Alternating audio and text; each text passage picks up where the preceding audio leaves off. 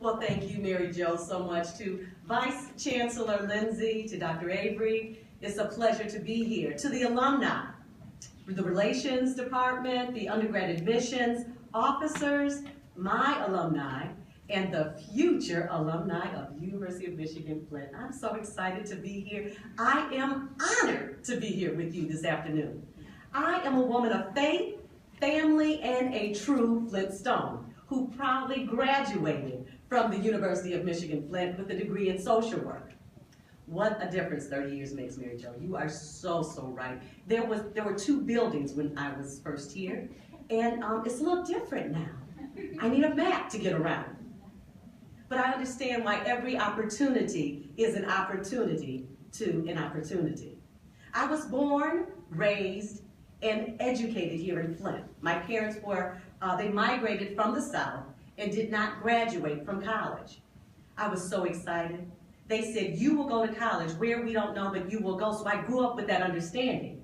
But what I didn't know is after I graduated from college, I had two choices, either the Army or U of M Flint, because my grades were not what they should have been. So I had to go to the Summer Bridge program, which was a program where we had to spend our entire summer doing work. I wasn't excited about that. But the university, the staff, the staff members and the professors understood and recognized that I had some potential. And they took a chance on me, and I am so grateful that they did. So the first 2 years were a little rocky, but over time, a little more than the 4 years that my parents had planned on, so don't do that to your parents. Get in and out in 4 years. I found my way. But before social media, I made friends. I was linked into networks. I was encouraged by my academic administrators and advisors to chat with faculty members, and we listened to birds tweet. We did not tweet ourselves. But at that time, I was exposed to people, places, and things that I could only imagine. As a student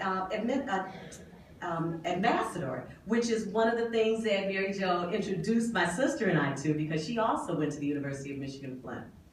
We were ambassadors, and we were allowed to have conversations with the university regents. We were allowed to go and have talks with the chancellor, and the vice chancellor was one of my mentors to this day. I served as a VISTA volunteer, which allowed me to work in the mayor's office and to meet Mrs. Rosa Parks. I was exposed to so many different valuable people and valuable information that I could not handle some of the responsibilities. But I also became a member of Alpha Kappa Alpha Sorority Incorporated, the Xi Chi chapter on this campus, which is one of the first African-American Greek-lettered organization, which taught me the importance of planning, organization, teamwork, fun, time management, and sisterhood. I struggled to hold an A or B or even a C note with the singing thing, but they allowed me to sing in the student gospel choir. My internships were in disadvantaged neighborhoods, cultivating children with learning disabilities, working in adult day treatment centers for the Flint residents who were mentally challenged, addicted to drugs, and homeless.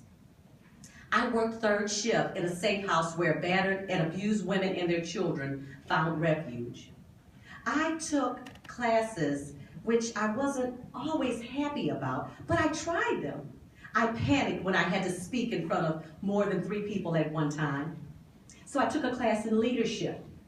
And there, we had to prepare and present different types of speeches, including impromptu speeches in front of the entire class. I was not in love with history, but I took a history class, a history of fashion. I learned a lot, got an A, and was hired as a seamstress working behind the scenes in the drama department and constructed some of the costumes.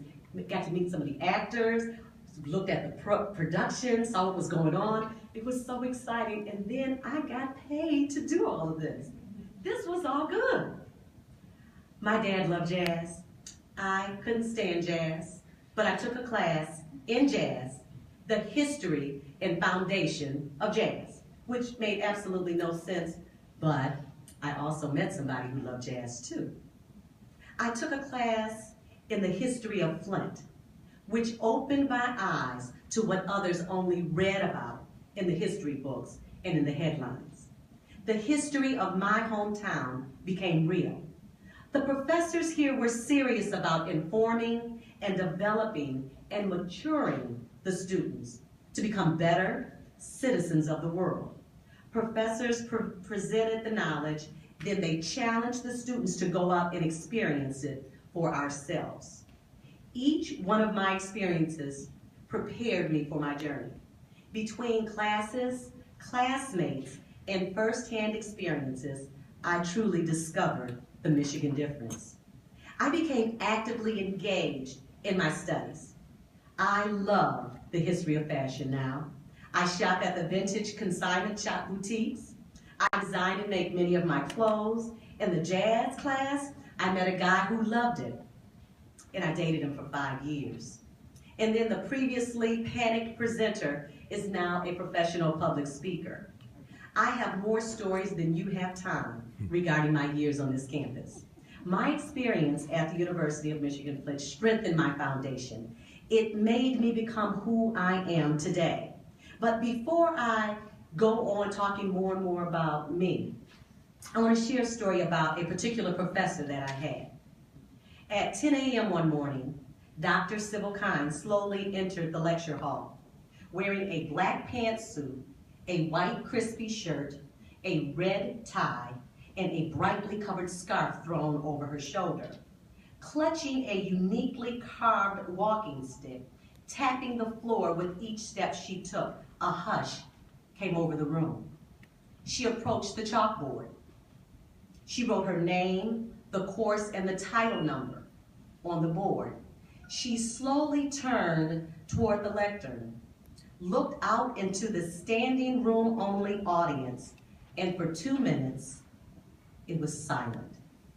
She gazed into each one of the students' eyes, and then she took off her reading glasses and looked, and then she announced in this very well-distinguished Creole voice, "For those of you who would like to drop this class, you may come forth and do so now." People ran down steps, jumped over people, knocked chairs over to get to the front of that line to drop that class. And I believe I was in the top 5. I was so glad to escape. I thought, oh my God, that woman frightens me and I don't want to have anything to do with her. And occasionally our paths would cross. I would see her in the cafeteria or in the English department when I had to turn in one of my papers. But wouldn't you know it, I had an English class that I had to take. She was the only professor teaching this class. So I went to the lecture hall and she did it again. But this time I had to remain in my seat. This time, after watching the stampede of students exiting the room, she walked over, closed the door, turned around, and she said, and I'm somewhat paraphrasing, but she said, "For those of you who remain in this class, be prepared to have a remarkable semester." With a smile on her face, she turned and she added, "And don't run from what you don't know." I believe I enrolled in one of her classes every year afterwards. She was an amazing professor. She was unpredictable and had a very unique disposition. She was the professor who told me to my face that I was a lazy writer with abundant potential. And she was right. She pushed me to do better. I appreciated and respected that. Many professors here were informal, but they were not easy. They were honest, helpful, and they humbled me. They taught me that there are expectations in becoming a victor. After graduation, I moved to Georgia and I worked for a radio station as an account executive, a salesperson. Allegedly, A few of my clients were members of the KKK. I was so glad that I studied psychology, sociology, research methodology, abnormal psychology, appreciation of human behavior, social work intervention, and multicultural classes that detail racial issues. A few years later, I moved back to Michigan, married my childhood sweetheart, who was born, raised, and graduated from Flint. He happened to be the jazz guy who liked jazz. I dated him for 5 years. We've now been married for 25 years. We have 3 multifaceted adult children who have traveled the world. As a matter of fact, our youngest child went to Cuba in December and will be leaving for China for 4 months next week. I founded and ran a nonprofit organization which inspired 2 other women, one from London and one from Nigeria, to birth organizations using the same blueprint. I am a passionate entrepreneur with compassion. I instruct students from kindergarten to college and beyond. I facilitate personal and professional development workshops for students.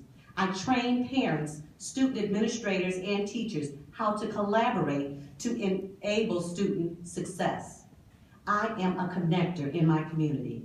I have been a keynoter for events throughout the United States, and I have traveled the world with my husband, and I continue to encourage my children and others to do the same. I am an award-winning author of a parenting book, and if you want to know more about that, just make sure you talk to me afterwards. I am consumed with making a difference in families, with communities, and for this world. Like the smart, experienced alumni sitting at your tables, I desire to make a difference. Take advantage of this opportunity.